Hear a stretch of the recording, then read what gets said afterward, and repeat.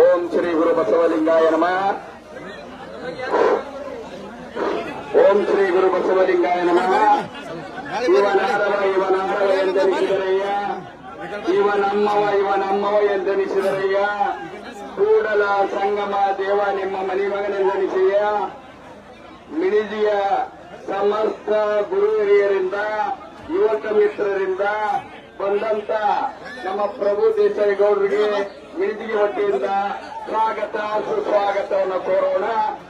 ಅದರ ಜೊತೆಗೆ ಈಗ ಪತ್ರಿಕಾ ಮಾಧ್ಯಮದವರು ಬಂದಿದ್ದಾರೆ. ಅವರ ಮಿಣಿಜಿಗೆ ವತಿಯಿಂದ ಅವರಿಗೆ ಹೃತ್ಪೂರ್ವಕವನ್ನು ಸ್ವಾಗತ ಕೋರೋಣ. ನಮಗ ರಕ್ಷಣೆಗೋಸ್ಕರವಾಗಿ ಪೊಲೀಸ್ ಡಿಪಾರ್ಟ್ಮೆಂಟ್ ಬಂದಿದೆ. ಮಿಣಿಜಿಗೆ ಸಮಸ್ತ ಗುರುಹಿರಿಯರಿಂದ ಸ್ವಾಗತ ಕೋರೋಣ.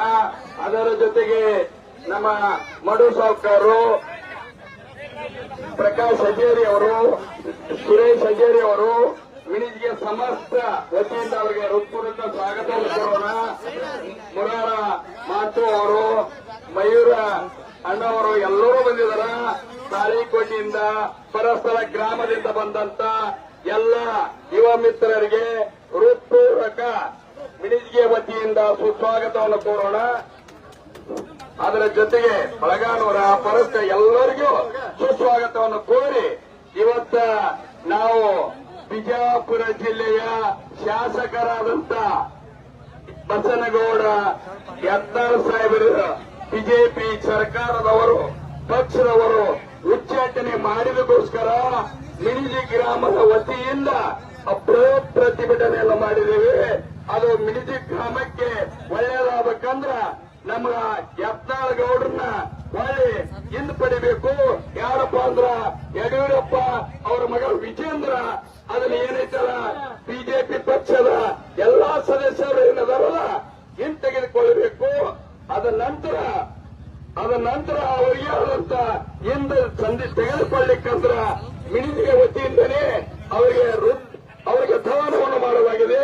ಅದೇ ರೀತಿಯಾಗಿ ಈಗ ಏನಾದರೂ ನಾವು ಯತ್ನಾಳಗೌಡ ಸಾಹೇಬರು ಮಾಡಿದಂತ ಕೆಲಸಗಳು ನೋಡಿದ್ರ ಆ ವ್ಯಕ್ತಿತ್ವ ಈ ಕಾಂಗ್ರೆಸ್ ಪಕ್ಷಕ್ಕಲ್ಲ, ಜೆಡಿಎಸ್ ಪಕ್ಷಕ್ಕಲ್ಲ, ಪ್ರತಿ ಪಕ್ಷಾತೀತವಾಗಿ ಆ ವ್ಯಕ್ತಿಯನ್ನು ಉಚ್ಚಾಟನೆ ಮಾಡಿದಾರಲ್ಲ, ಆ ಕೇಂದ್ರ ಸರ್ಕಾರಕ್ಕೆ ರಾಜ್ಯ ಸರ್ಕಾರಕ್ಕೆ ಮನಮುಟ್ಟುವಾಗಿ ಮಿಣಿಜಿ ಗ್ರಾಮದ ವತಿಯಿಂದಲೇ ಈ ಸಂದೇಶವನ್ನು ತಿಳಿಸೋಣ. ಅವರನ್ನ ಹಿಂತೆಗೆಯುವಂತ ಈ ಉಚ್ಚಾಟನೆಯನ್ನು ಮಾಡಿದಾರಲ್ಲ ವಾಪಸ್ ತೆಗೆದುಕೊಳ್ಳಬೇಕು. ಅದಕ್ಕೆ ಮಿಣಿಜಿಯವರ ಸರ್ಕಾರ ಕೊಟ್ಟಿದ್ದೀರಿ. ಬೆಳಗ್ಗೆ 9 ಗಂಟೆಯಿಂದ ಇಲ್ಲಿವರೆಗೂ ಶಾಂತಿಯುತ ಪ್ರತಿಭಟನೆಯಲ್ಲಿ ಭಾಗವಹಿಸಿದಿರಿ. ಆದ ಕಾರಣ ಇನ್ನೂ 2 ಗಂಟೆಯಿಂದ ಶಾಂತಿಯುತ ಕುಳಿತುಕೊಂಡು ಅಲ್ಪಾವಪಾರ ವ್ಯವಸ್ಥೆ ಇರುತ್ತದೆ. ಈಗ ನಮ್ಮ ಪ್ರಭು